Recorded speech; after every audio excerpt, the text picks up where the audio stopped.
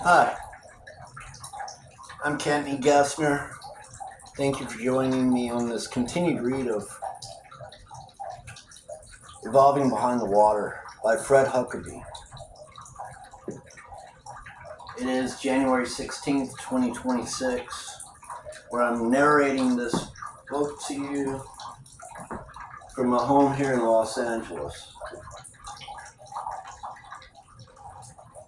I'm picking up with chapter 4, where I left off in the previous video, having read chapter 2 and 3.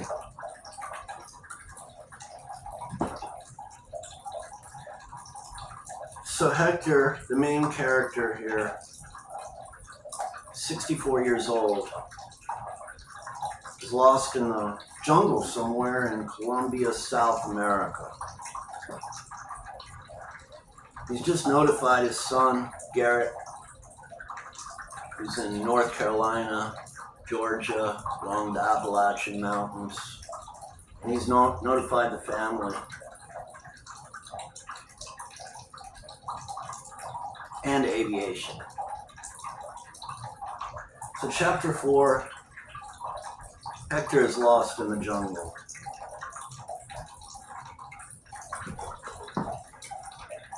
The sun is high in the sky while a lone man dragging a sharpened stick and wearing a makeshift bag hanging from his waist continues to weave through the jungle.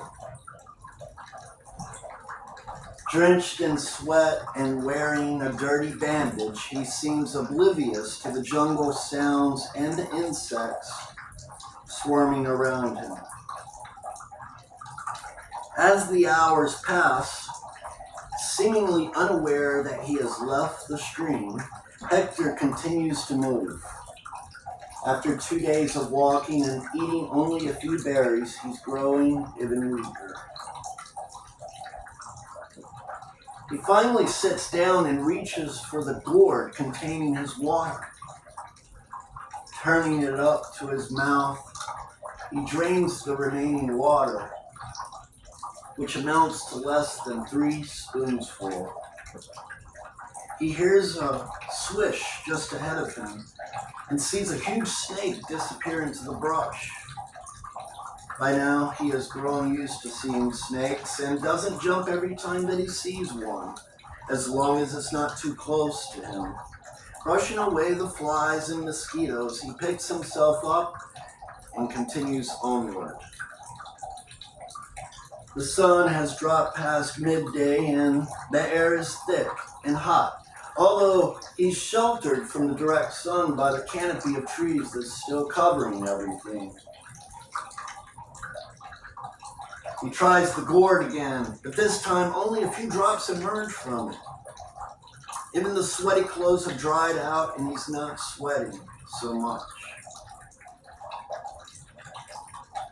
His throat is dry, his lips are parched, and he's beginning to dehydrate. Knowing and feeling that he must get some kind of moisture into his body, he tries to look for something that might contain some wetness. Coming to an area that seems to be a lower depression in the ground, he notices that some of the vegetation seems to be a little thicker and damp looking. Pausing, he pulls at some of the grass and thick stalks. He bends and breaks some of the bigger stalks of vegetation and sees that there seems to be a tiny bit of moisture. Dropping to his knees, he cuts away some more of the thick grass and stalks. Although he doesn't know if the plants are poisonous, he decides to take a chance, sucking at the plants. He gets a little bit of moisture. He finally stops when he feels that he's not getting enough moisture, and his tongue and lips are only getting raw from the effort. Again, he pulls himself up and continues onward. He's not sure. that he got enough fluid from the plants to be any benefit and only made his mouth sore. He feels that he's getting considerably weaker and he's not sure how much longer he can continue. For the first time, he thinks that he might just drop right there and die. He isn't sure that he really understands what the impact of dying really means now. His thinking is no longer very clear. He can no longer judge distance or time. He just suddenly stops and, leaning back against the trunk of a tree, he lets himself slide to the ground. Lying there, he lets his eyes close and his thoughts cease without really going to sleep.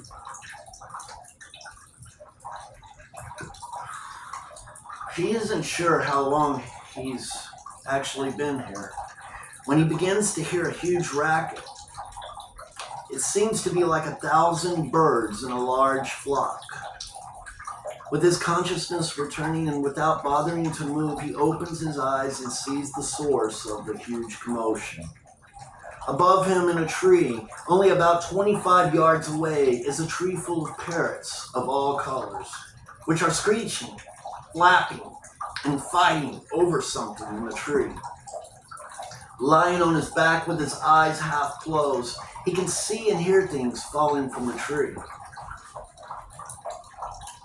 Taking a few minutes to register, it suddenly struck him. The multicolored and noisy birds had descended on the tree and were fighting and feeding on some kind of fruit. Pulling himself up again, or against the side of the tree, he begins to stumble toward the tree full of birds. They're in such a feeding frenzy that he doesn't even disturb them. As he reaches the tree, he looks down and sees broken and torn fruit lying everywhere. It's an avocado tree, and the fruit is at a peak of ripeness. Dropping to his knees, he grabs a handful of the fruit and stuffs it in his mouth. Not only is it delicious, but it's moist. It may not contain as much moisture as some kinds of fruits, but it would be enough. Eating the avocados made him think about the salt that he used to sprinkle on them at home. And he suddenly remembers the uneaten pack of salted peanuts that he had forgotten about. Quickly unzipping his pocket, he alternately eats peanuts and avocados until the peanuts are gone. Although the fruit and peanuts had satisfied his appetite, he still feels very thirsty.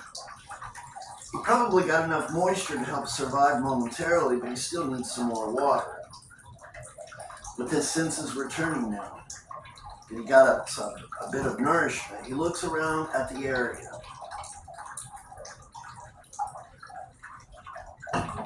The vegetation where he's sitting is not as dense as where he had been earlier. There are scattered openings in the trees, and the growth of the ground has more tall grass in areas. A few hundred yards off to the right seem to be darker and denser growth. Maybe there will be some source of moisture there. Getting to his feet again, he heads in that direction.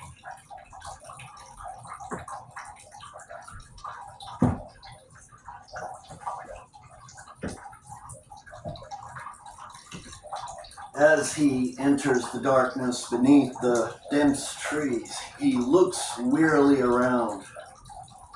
He's not sure that he feels at ease in the closed-tight trees. He also doesn't want to go so far that he can't find his way back out because he wants to go back to the avocado tree and pick up a few good pieces of fruit to take with him. He should have picked up some a while ago, but his need for water made him forget. Picking himself through the trees, he notices that the ground is cooler and feels moister. As he walks further, he sees that the ground becomes drier again. Turning back, he walks in another direction and sees that the ground becomes even damper.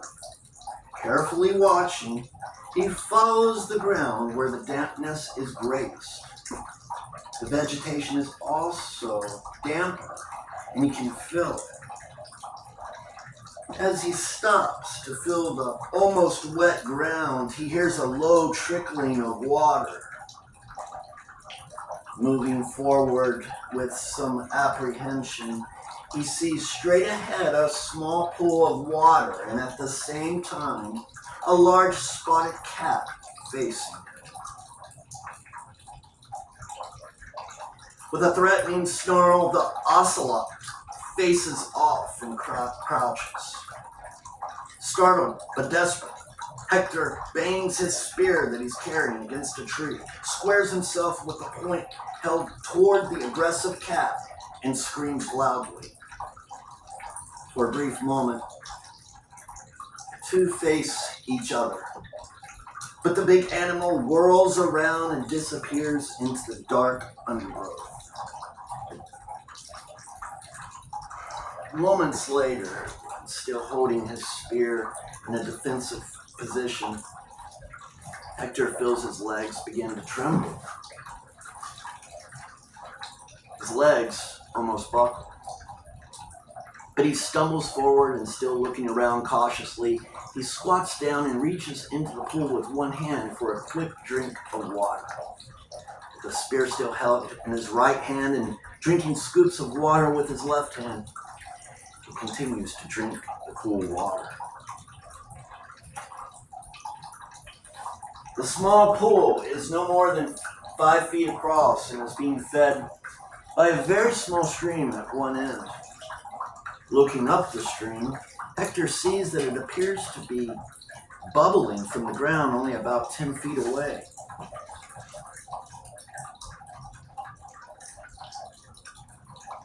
He suspects that at a drier time of year, the small spring might disappear entirely.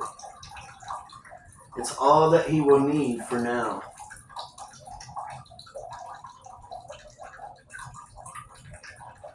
Now sitting by the shallow pool, Hector begins to relax.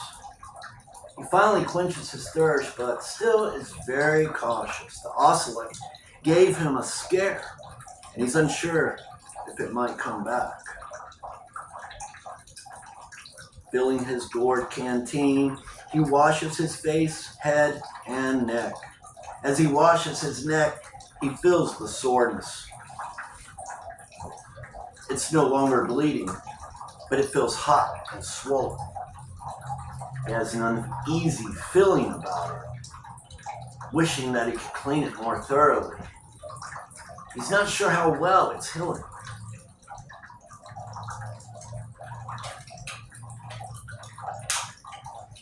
After drinking some more water, Hector is still feeling uneasy about the close, dark, confining, and very snaky-looking space. Gathering his belongings, he heads back to the avocado tree. Coming back to the avocado tree, Hector sees that only a few of the flock of beautiful parrots are remaining. They left a mess of the tree and the fruit. He starts to look around at the small pieces or torn fruit on the ground, and is able to find only 3 undamaged whole avocados. He picks those up and puts them in his makeshift pack. Finding one more partially eaten piece, he finishes it off. Looking up in the tree, he can see that the parrots cleaned it out. There appear to be only about 2 other untouched avocados left, and they're too high in the tree to worry about. It's probably as well, he thinks. I can't live off avocados alone. I'll need to find something else to eat. As he sits there, he sees that it's getting very late in the afternoon. It would be getting dark very soon. He suddenly realizes that he should think about where to spend the night. He doesn't want to be caught when night comes in a place like where the ocelot was, and preferably not on the ground. Looking in the immediate area, he can see no trees that would be suitable to climb. They're all either too scrubby or too big to be able to climb. He continues to look as he walks along. And after about another half hour, he comes to an area of growth that has some trees with low branches leading upward. The few trees that seem to be accessible seem to have limbs that would not provide much support. He was about to risk trying one of the trees when he suddenly sees one that appears to be perfect. It has a limb low enough to allow himself to pull himself up higher to a cluster of branches that are almost parallel with the ground. The instant he sees it, the thought occurs to him that his makeshift backpack unfolded could even provide a sort of bed in the tree. Taking time to look around, Hector sees that it's getting very dusk, and he realizes how very fortunate he is to have found such a spot to spend the night. He also promises to himself to not let it get so late before planning for the night from now on. Struggling, he finally gets himself, his pack, and the spear up the tree to the several spreading branches. One of the branches is curved in a way that provides almost a cup with one of the other branches. He's even able to place his gourd canteen and the avocados in a tight fork against the main trunk. Laying the strips of cloth and the vines he used as rope across some of the limbs, he unfolds the former airplane's seat cover. Stretching it between the branches, he's able to tie each of the corners into a non-slipping knot with the vines. The former seat cover now forms a sort of short hammock. Testing it to see that it's secure, he finally lays back and relaxes, with his feet dangling over the end. The dark has become almost complete darkness now.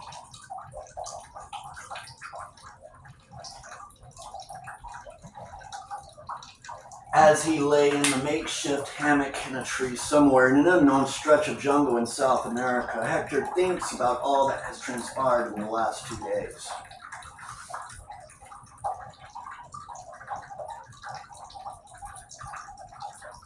What started out as a game and a lark for someone with enough money and means to enjoy some of life's luxuries has now turned into a real test of survival. He will have to fight injury, wild animals, and starvation to survive. He thinks about Victoria and how she must be suffering. He thinks about his children and grandchildren. He wonders if Garrett really heard his last message at all. It was so short he hardly had time to say anything.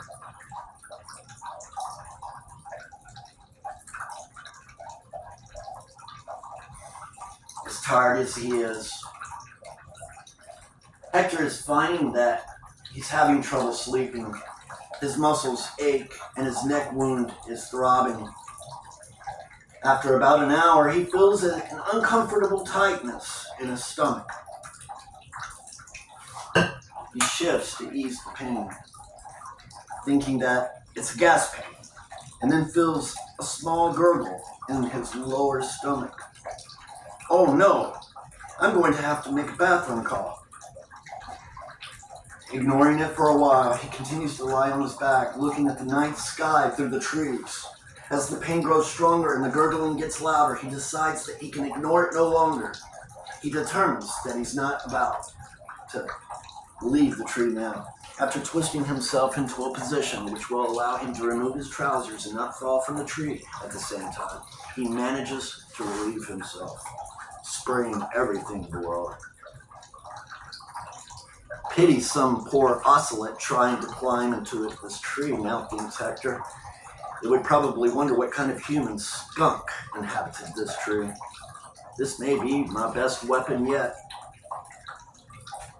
With the aid of some leaves hanging conveniently in the tree, Hector is able to get reasonably clean.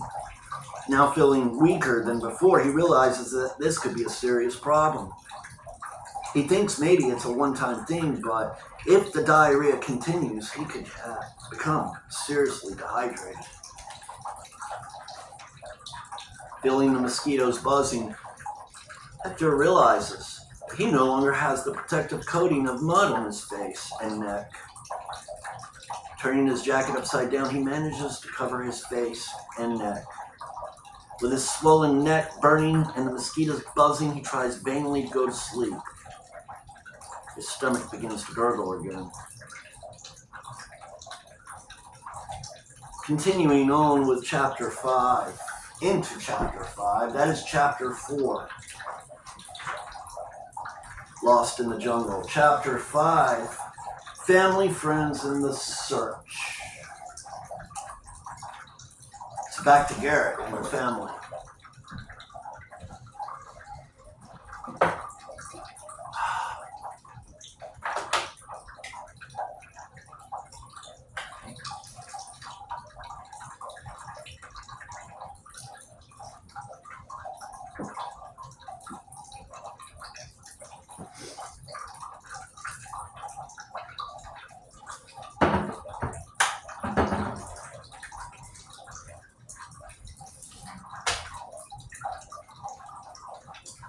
Garrett is finding it hard to get a nap. The first night after the plane crash was stressful for all of them. No one really got any rest except Enos. One of the advantages of being so young, he did realize that all the members of his family were extremely stressed. But Tally did a very good job of entertaining him to give the others some relief. Sonia, she took upon herself the task of any errands that needed to be made and providing monitor control for any visitors. Garrett and Vicky, Hector's wife, stayed close to the phone for any news that might come in from the airline authorities. Everyone kept the TV on for any unfolding news of the crash. It had become known that the plane had experienced some kind of communication failure with air control and had begun to deviate badly from its intended path. The pilot had probably not noticed for a while because of a bad tropical storm that had moved across some of that area, preventing any visual contact with the ground. Air controllers had watched helplessly, unable to alert the pilot that his instruments were probably giving him an incorrect reading for both heading and altitude. It was because of his low altitude that the ground controllers had finally lost contact completely. So far, not much was said other than an airliner had crashed somewhere in southern Colombia and that there were no known survivors. No mention was made of a partial breakup over the jungle or of anyone who might have survived. The airline authorities had established contact with Victoria, and a representative was due to come to the house this morning. The group that Garrett had talked to had also made one more call after tracking him down at his mother's home. They assured him that they were feeding the flight path into a search effort. They were also trying to analyze the recorded conversation that they had gotten from Garrett to verify its authenticity. This irritated Garrett. The damn fools seemed to imply that he might have concocted this conversation at some point of stupid prank. However, they did leave a special phone number for him to contact them. Following the second call from Hector, things really got frantic at the house. When the phone had rang, Garrett was standing close and took the call. When he yelled "Dad," everyone froze momentarily and quickly gathered close. Garrett's eyes were wide, and he stood there nodding his head as he listened, but then when contact was lost and he kept yelling into the phone, everyone started talking at once. Neither he nor the others could believe that he had actually had a conversation with Hector. Their spirits shot up, then down, as they thought of the consequences of what might have happened or be happening to Hector, especially of being cut badly and lost. Garrett immediately called the special number last given to him. He tried to tell them exactly what he heard. Unfortunately, there had been no recording of the conversation this time, and there was no real useful information that he could tell them. It didn't sound like much more than what had already been on the earlier recorded conversation. And they kept asking him why he hadn't asked some more questions about the crash. He tried to make them understand and believe how short the conversation really was. They finally consoled him and tried to be diplomatic, assuring him that they would add this to the known information. Garrett had no sooner hung up the phone than there was a knock at the door. Sonia answered the door, and seeing that it was an official from the airline office, invited them in. It was a young man and a woman who expressed their concern and assured Victoria that a search was underway to find the crash site. Garrett immediately told them that the search needed to be for survivors other than at the immediate crash site, explaining that his father had fallen into a tree in the jungle. They looked at him somewhat skeptically and seemed confused about these additional claims. Garrett concluded that these representatives were no more than a consolation committee and were not even aware of all of this surprising information.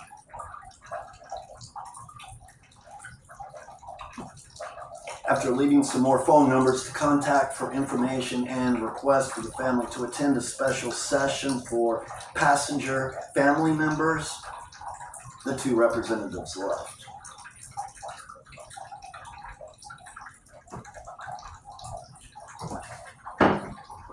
Throughout the afternoon, the whole family watched the news, trying to catch any breaking information. One of the neighbors came by after hearing of the plane crash and somehow finding that it was the one Hector was on. Most friends and neighbors were probably not yet aware of any connection to the plane crash and Hector. That would surely come later. On the evening news, there was some breaking news about a possible survivor. There was no name yet, but there was a report that the plane had partially broken up over land and a passenger had been reported seen in a tree. They seemed to assume that he had a parachute.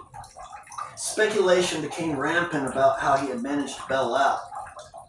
Some of the cable networks immediately proposed that it might be a terrorist and that he could be the cause of the crash. Ever since the attack on the World Trade Center towers, everyone was feared and suspected. After a bunch of wild rumors flying, an official report from the airline was released that settled down these rumors, but only few different ones. They acknowledged that the airplane had indeed started to break up from some apparent mechanical failure and had probably descended to a very low altitude before crashing somewhere in southern Colombia or Peru later. There was still much confusion about the exact flight path of the plane. Flight controllers confirmed that some kind of mechanical problem was reported earlier, before the plane started deviating from its course and lost communications. They even released the information about a recorded cell phone conversation from a passenger to a family member, claiming to have fallen from the plane. And there was still no confirmation of the identity of the passenger. Listening to the television reports, Garrett and Sonia realized that as soon as the name of the passenger was released, their home would be deluged with reporters.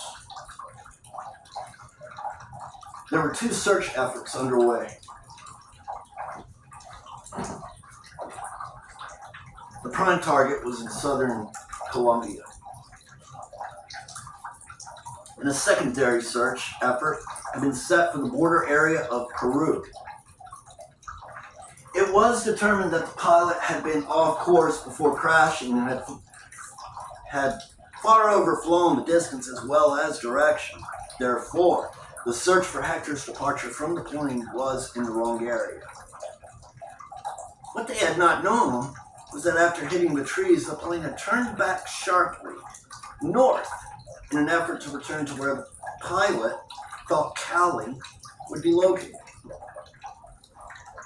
The plane had flown in that direction for some minutes before starting to veer west, carrying it much further west before crashing. This maneuver was enough to misguide everyone in where to begin the search.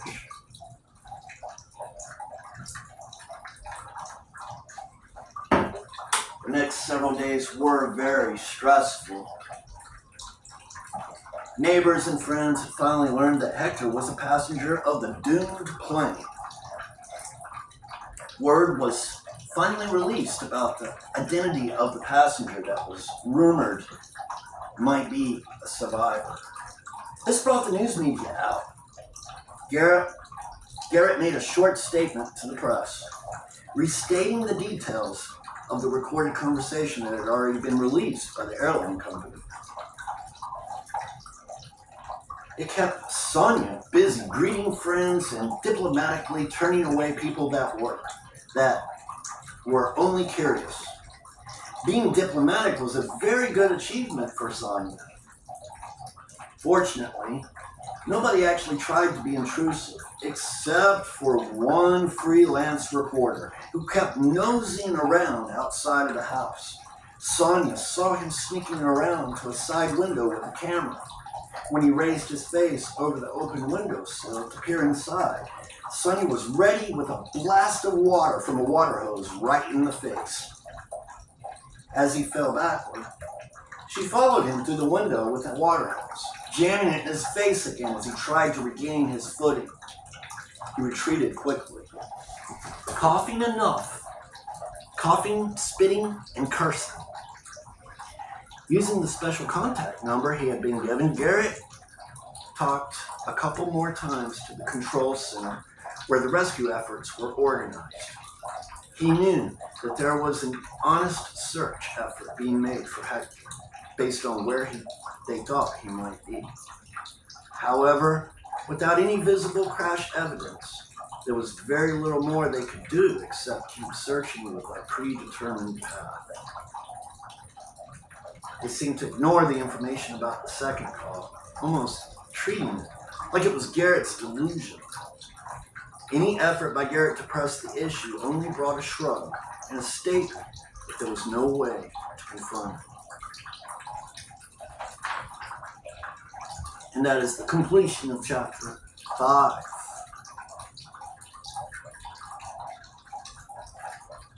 Evolving behind the water.